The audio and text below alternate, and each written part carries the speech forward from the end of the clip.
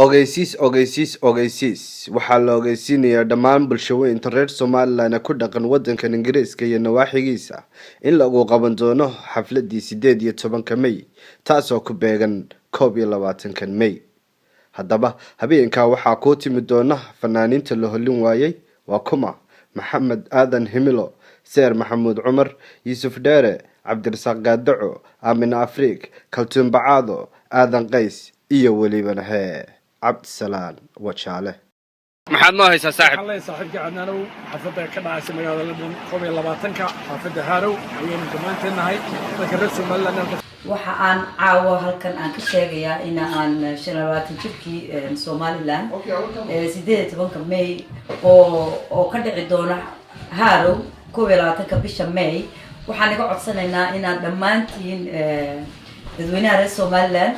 in ay ka soo qayb galaan xafladaasi sharafta badan waxa aan leeyahay Somaliland dadasho Samiriyo dulqaad bay isku daadahayse waa inoo habeenka insha Allah ya hadal le maalawada wixii faahfaahin inta dheer kala soo xidhiid adreeska iyo telefoonada shaashada kaaga muuqda.